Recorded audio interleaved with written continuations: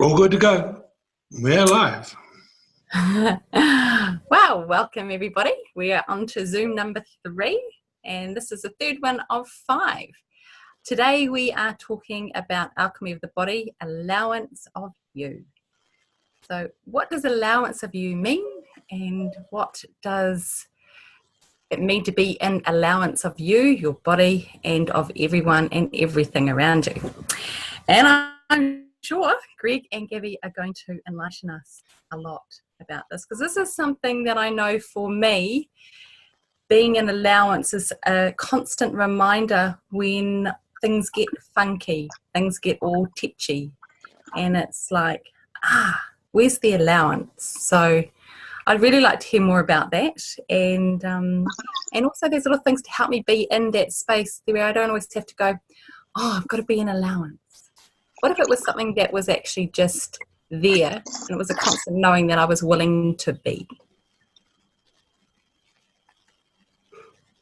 Good question. I wish I knew the answer.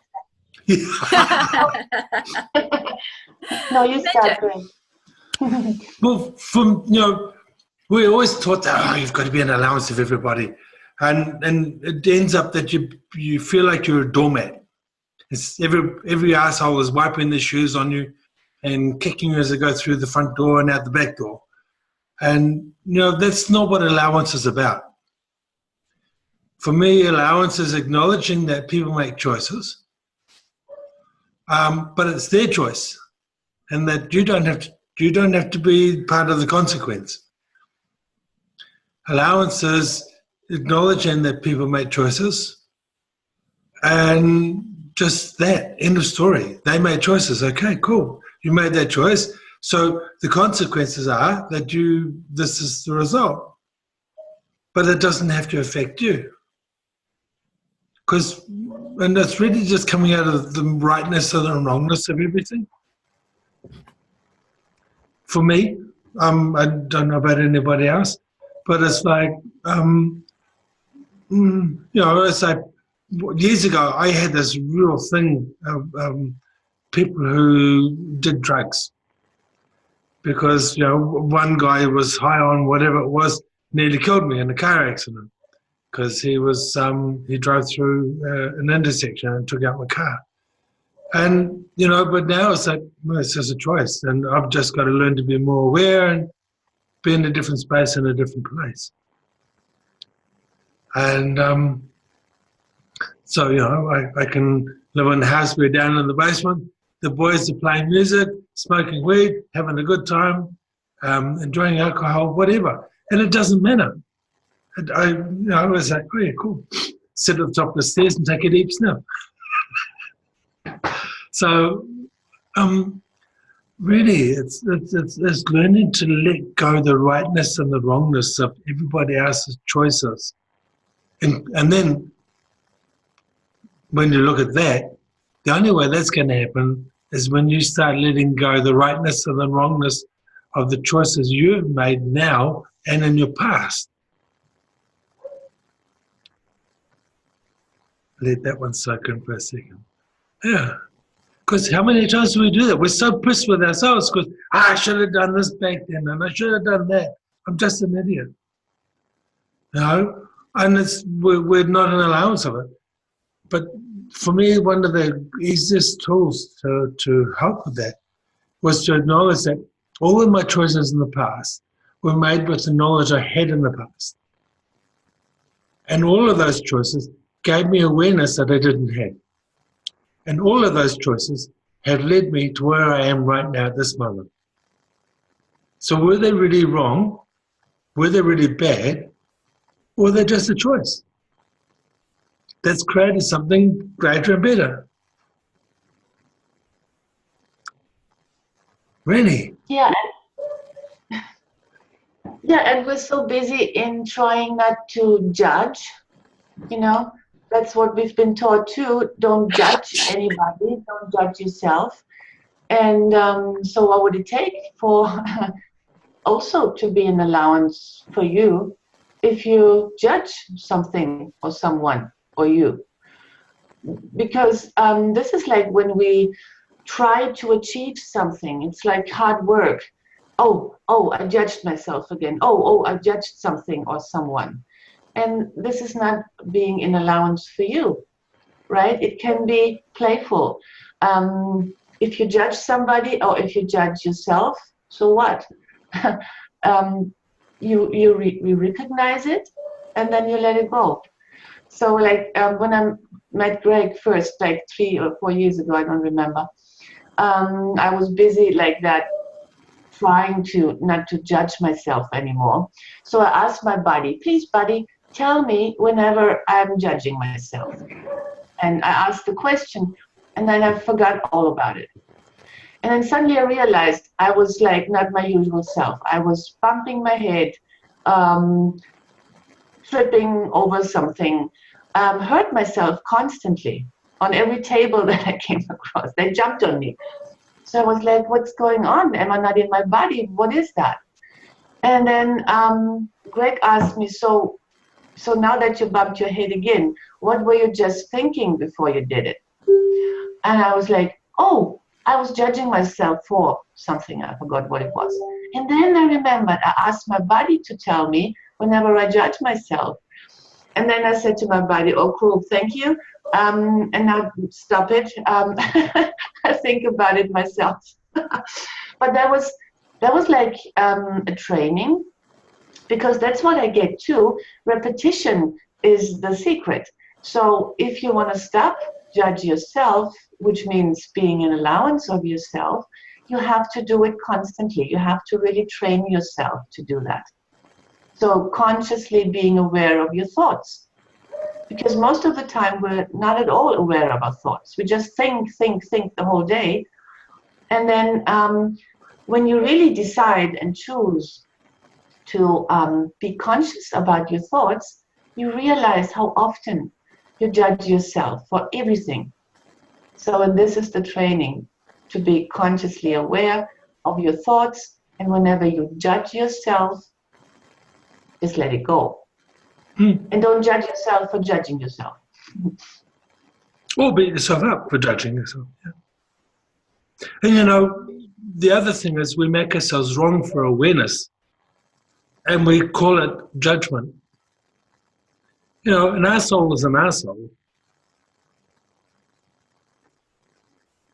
End of story. So if you see somebody as an asshole or a bitch, okay, cool. It's only when you make that a rightness or a wrongness that it becomes a judgment. But if someone is a bitch, then they're an absolute bitch. End of story. And you can enjoy that and use that.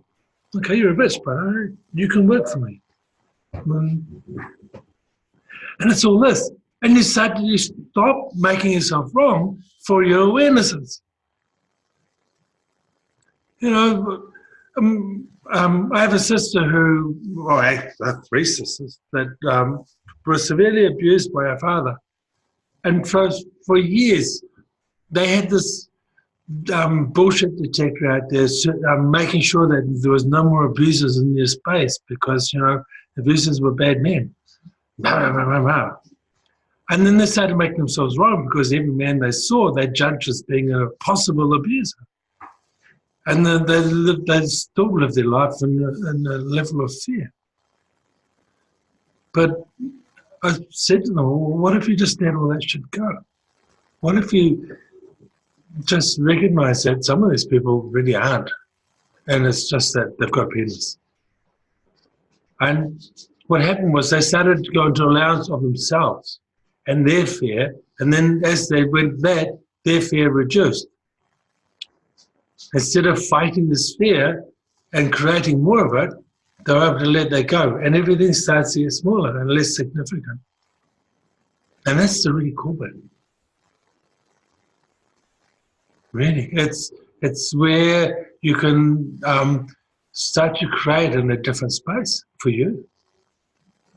Because now it's like you're not busy making yourself wrong for everything you think is an awareness or adjustment or anything. It's just like, okay, that's interesting. And then let it go. Crazy. But it's cool. I mean, that's why I like the dogs. Because they're like that. They know I'm an idiot, but they still love me. Hey, Morgan. That's our puppy, by the way. I don't know if you can see it sitting there beside Gabi. Yeah. I just let them in. They were full of snow, so I had to dry them. He's around the corner. So, yeah. Questions? No? Everyone looks like she's ready to go moi moi. Yeah. You know, I think you've just completely expanded everybody's universe, because we've all just gone, whew, you know, and it's almost like we've just let go. Yeah. All of that entire upkeep of trying to live up to our own expectations, and it's like, wow, you've just given us the almost the freedom to just go, yeah, thank you. And I needed that reminder, because I've been looking for a reminder, not actually knowing what it was, or just, you know, just being in what allowance actually is. Yeah, like you say, it's not a doormat. I see so many parents being a doormat and being an allowance of their kids, and it's like, hello. Yeah, and another cool tool is really if you start to stop taking everything personal. It helps you a lot in being in allowance for yourself and for others, because people, they talk all the time, they have expectations, they have conclusions, they tell you stuff about you and tell you off or whatever. And if you don't take it personally, it's like, oh, this person has said this. So what? Yeah, this is a big step in being in allowance for yourself, because nothing is personal. Everybody has their own universe, and out of that universe they talk and they act. And you have your own universe, and you talk and act out of that. And it has nothing to do with the other person. It's just your reality, and they have their reality. And sometimes that's colliding. So if you take that personally, you get hurt, you feel sad, you feel disappointed. And these are all states of mind that are not very helpful for you. So that's a big tool for me. Never take anything personal. Yeah. Not even what Greg says. With the classes that you guys have been doing, Alchemy of the Body classes, when people actually start to be in allowance, what do you notice with their bodies? What sort of changes start to take place? They have more joy. That's the first thing. They have more ease with their body. They have more movement. They move differently. They hold themselves differently. Their faces look softer and brighter. Yeah. That's just the start. And does it allow them to create the change that they've been asking for? What do you think, Gabi? Yeah, a little bit. Yeah. Yeah. I mean, of course, it's like when you're sick, for example, you got a flu. Just, simple example, you got a flu. Usually we tend to make ourselves wrong for that, because we're so spiritual, we should have chosen something else. But if you're in allowance of even that, a flu, interesting. So what's right about it? What will that create? What haven't I looked at? Or whatever questions come up. And so you don't go into the wrongness of the flu. It's just there. So what's right about it? What is that? What can I do with it? Can I change that at the moment? If so, how? What can I be or do to change that? So this is being an allowance of your body, not judging the body. People lose weight. Or they just look prettier and haven't lost an ounce. It really is. It's just everybody responds and acts so differently. Well, when we work on each other's bodies, for example, and we're in total allowance of our body and of their body, then we don't come from that point of view that there is something wrong with the person or the person's body. It's just how it is in the moment. And so if we don't think that anything is wrong, if somebody's limping or whatever, that's not a wrongness. It's just, this is what is going on right now. Then we can just be there with it and be the invitation for the body and the person to look at stuff and to let go of stuff. Right, Greg? Yep, absolute. And this is, I mean, have you ever been hugged by somebody who is in total allowance of you with no judgment?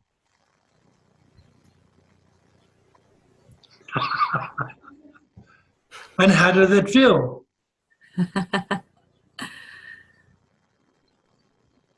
Kind.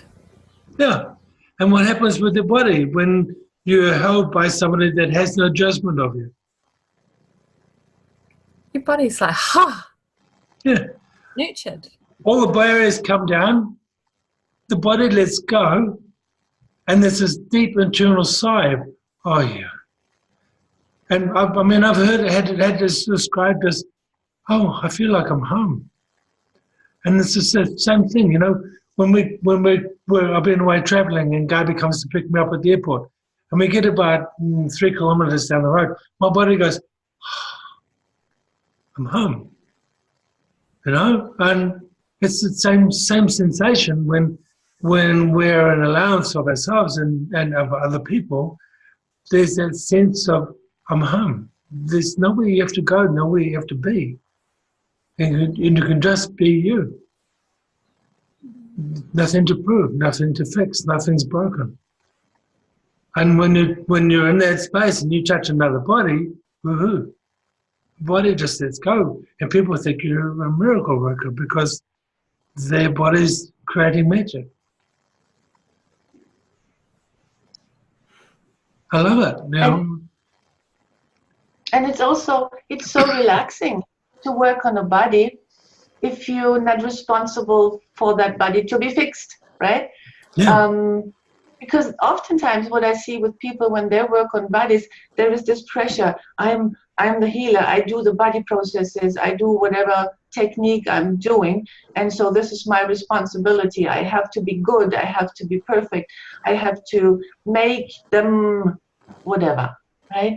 And if you come from that space of total allowance of you and of your body, of the other person, then it's really nice. You just stand there and you dive deep into that space where you are together, and you can relax. And then if you are so relaxed, and the other person too, you can listen better to your body. What about the information the body is giving you, the other body, your body? Because the bodies, they communicate all the time. And when we're in this relaxed state, we can be aware of that. And then we can ask a question. We can put our hands on a certain part of the body, become the vessel for some energy to flow through that we don't have to identify. It's just coming through. And you enjoy that. And the other body receives it and enjoys it. And then, you know, so for me, this is like in class. Oftentimes, we're very still for a long period of time, like 20 minutes, 30 minutes stillness. And everybody goes into that deep relaxation where they are joyful with everything. And then the magic somehow happens. This is incredible space of allowance. Nothing's broken, nothing needs fixing. And it's just this joy and this intimacy that grows. It's just amazing. And it's like there are so many people that come to class that never work with bodies. I mean, women bring their husbands and stuff because they just want to have them experience that space. They've never before worked on a body. They have no interest in working on bodies. And then suddenly these men or other people, they just sink deep into that peace. And also they create miracles with other bodies. And you don't have to be a doctor or a healer or whatever. You can just be you and create those miracles by really joining into that space that Greg initiates. And everybody can participate in that.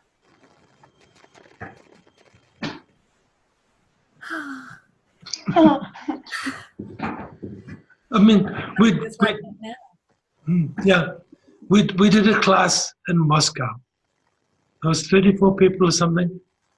A lot of them were deeply entrenched in shamanic rituals and magic, and they just sat there holding the bodies, and the space had opened up. Just, I mean, it blew me away just how deeply they were willing to go with this space.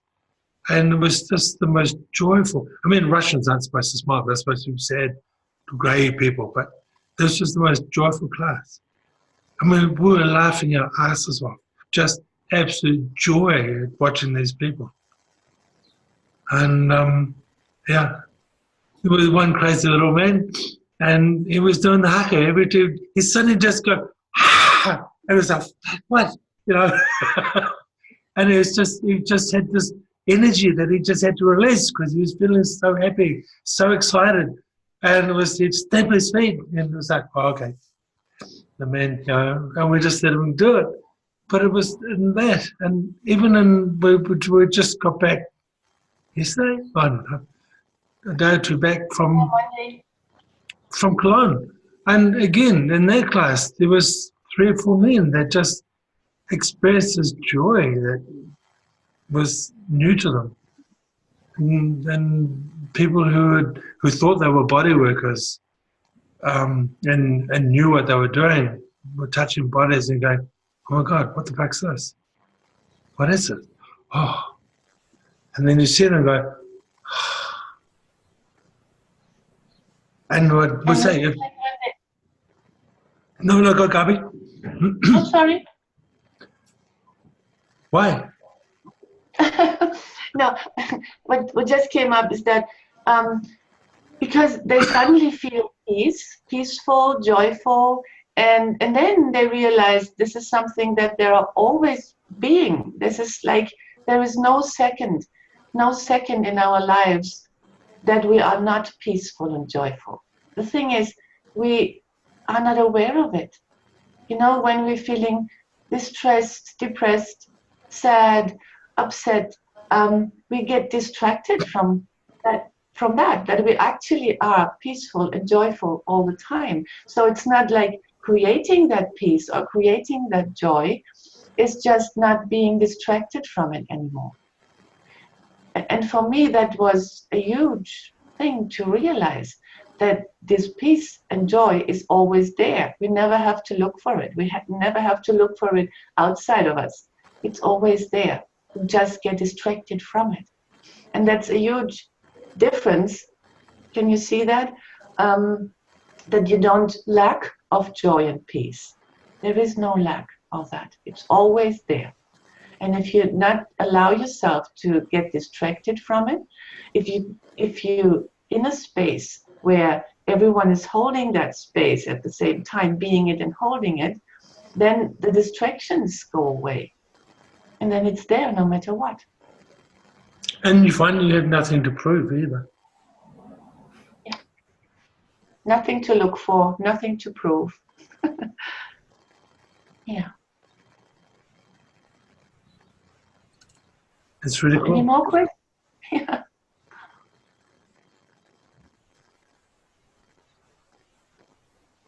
People without questions. Would you like to ask a question about the upcoming classes in New Zealand? No, okay. No, that's all. Go away. But it's, yeah, allowance is such a hairy dog's ass for most people. It's like people tell you what it is, and it's so far off the mark, it's not funny.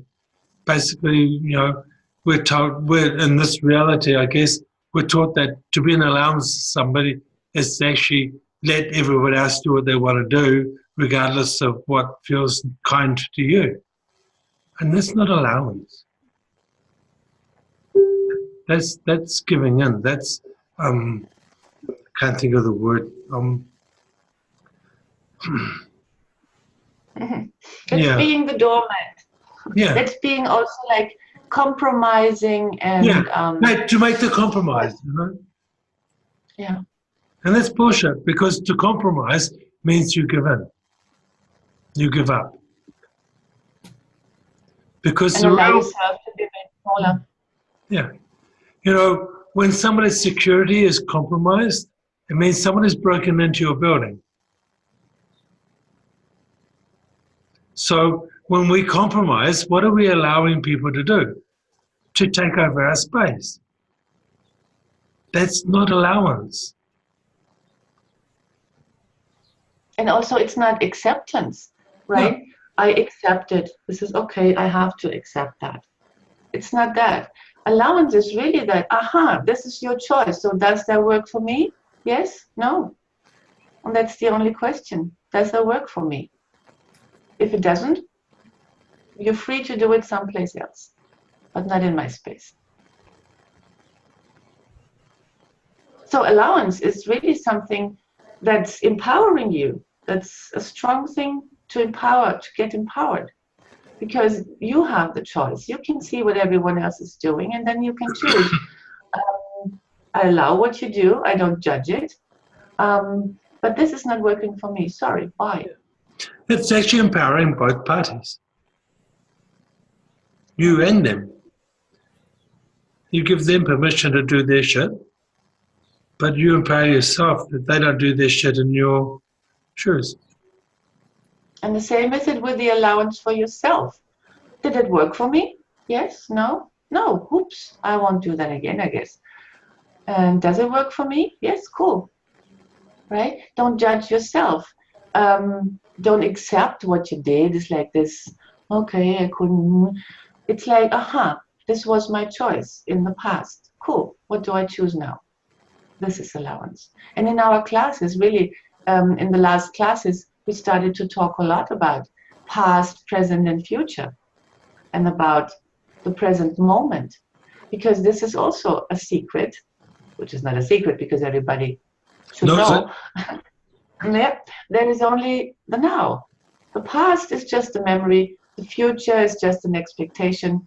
So the only time you can choose is now. So if you're an allowance for you, for everything you've done, you thought, for every choice that you made, so then you come back to the present moment. So what now? You know, one of the things I really like about going to classes and the build up to it is because it's the knowing. As soon as you get there, you're really asking for that space of allowance, because in your general work day and everything else, you're pulled in so many different directions. You buy into everybody else's universes, and that little allowance bubble of you that's usually so big often contracts so small. And you know that when you go to classes, you're in a space with all these other people who are asking for the same thing. You step into that and there's that aha moment. And then when you start to work with bodies and be with people, that lovely space is just like, And that's one of the things I'm really looking forward to with this upcoming class is opening up to more, being and with a sense of no expectations, and with what else is actually what can we create, but what can we all be that we haven't been willing to be. And that's one of the things I'm really looking forward to. And I love the space you really opened up on this call here. It's that real invitation. It's like, oh my God, I feel like I'm there already with that real, because we all just went quiet. Yeah. You know, everyone it was like we just had this mind blink. It's like, yeah, talk, our minds are empty because you've just opened up that the invitation's right there if we all would like to choose it. So thank you. You're welcome. Really. Could I ask a question, please, Greg? Sure, Bevan. Just is there a difference between allowance and what I would call being pragmatic? In we all have to work in this reality. Yeah. And quite often, I in dealing with clients or people, I say, well, this is the pragmatic approach, and it's an approach that normally works for me, but it is also not quite a compromise. Absolutely. That allowance. Is that allowance?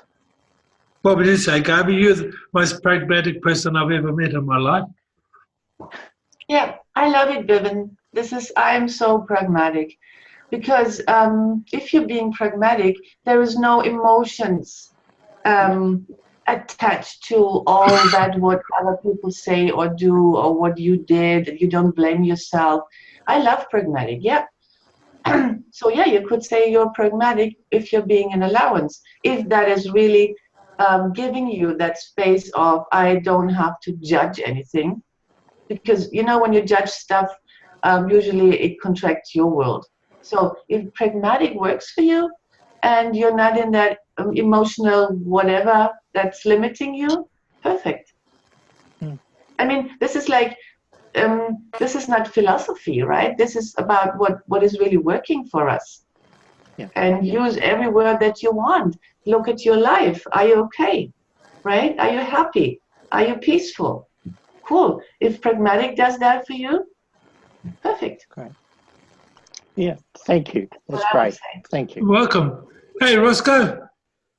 Hey, how are you both? Awesome. Hey. Great. He's driving somewhere by the look of him. Have you got sound with me? Hmm? Can you hear me? Yep. Great. Yeah, I'm up at I'm up at Wainui Reserve, looking out of the ocean in Raglan. Cool. How are you? Yeah. Hey. Awesome. What's going on? Not a lot.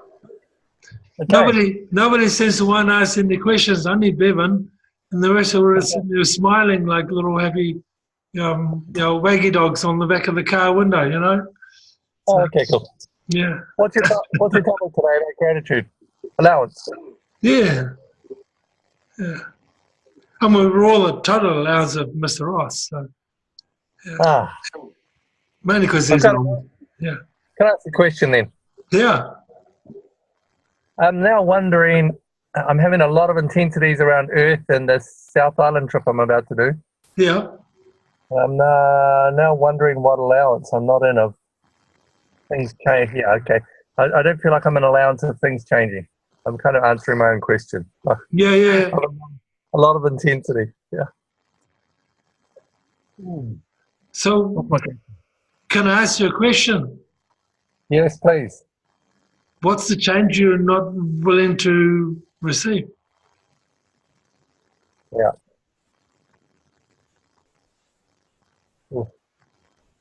Can't put it into words, but yeah. Yeah. So, yeah. I mean, if you're doing a tour around the South Island and you're going to be teaching and doing classes and presenting, you're going to show up a little bit more and more and more, aren't you? Yeah, it's actually, I don't have classes planned. I just, my intention is to, something about being there to receive and change things as I go, energetically, people and the earth and all of that. Yeah. So whoever shows up on my path kind of classes. Yeah. So what does your body know that your mind's not wanting to receive? Yeah. And it's about that, it's like all of this shit. I mean, the Fenua is calling to you. Sure, it is. It's something about, I feel like I'm required to step into new capacities, and my body already knows it. Yep. Yep.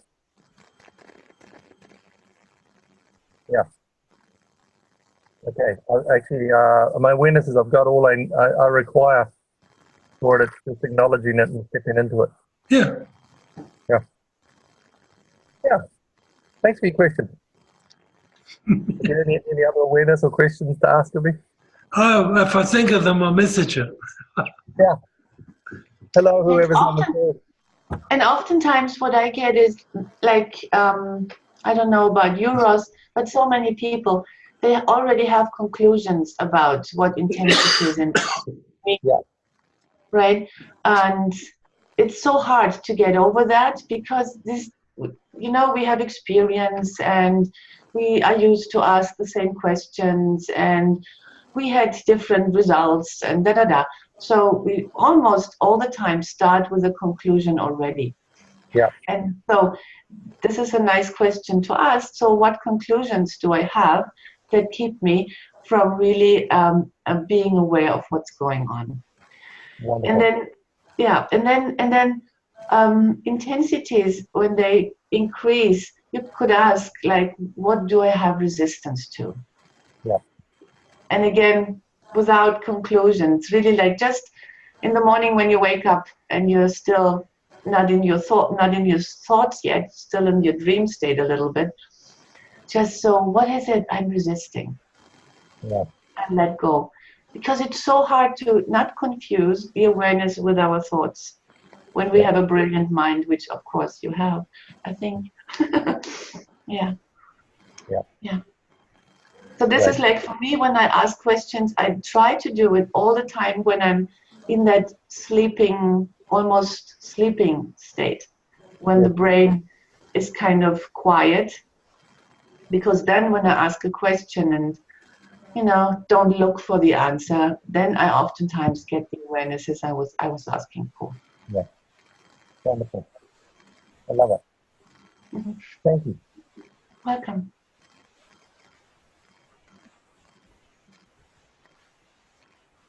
Cool.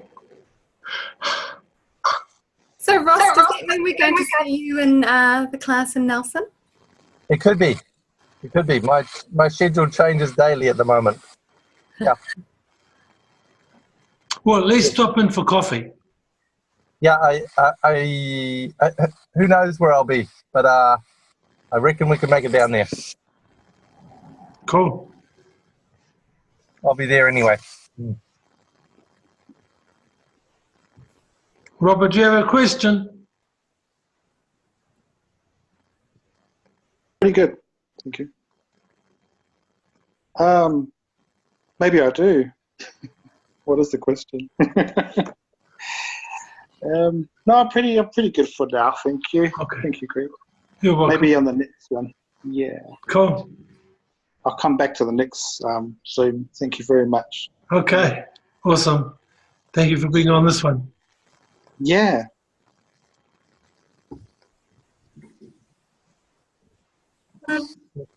And when you watch this video afterwards, you can see the first two or the first three. I don't know, the first two that we did. I think this is the third one, right? Yep. This is the third one.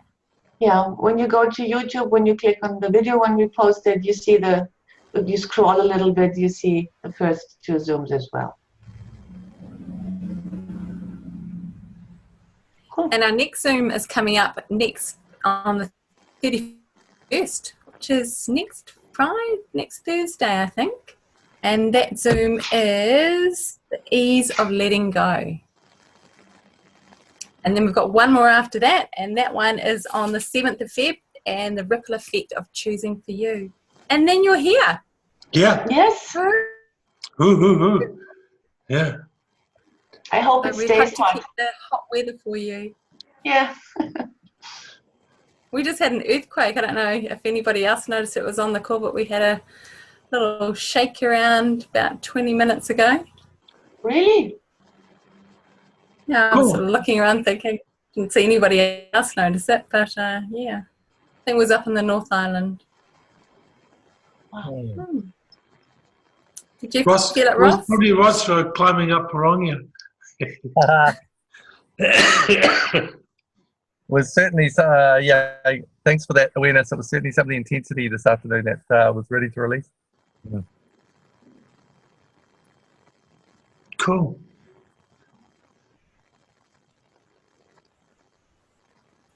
So Dwayne then we felt will it. have. Mm. Yep, sorry, Gabi. Yeah, then we will have breakfast. Yes. If nobody has a question. So thank you, and we'll catch up with you all again soon. Yeah. And, Thank you so See you much, next week. Louisa. if you have a question, just message us or message to Louisa, and she'll answer it for you. She's really cool. Thank you. Okay. Thank you. See you See you later. soon. Thanks. Thank you. Bye. Bye. Bye.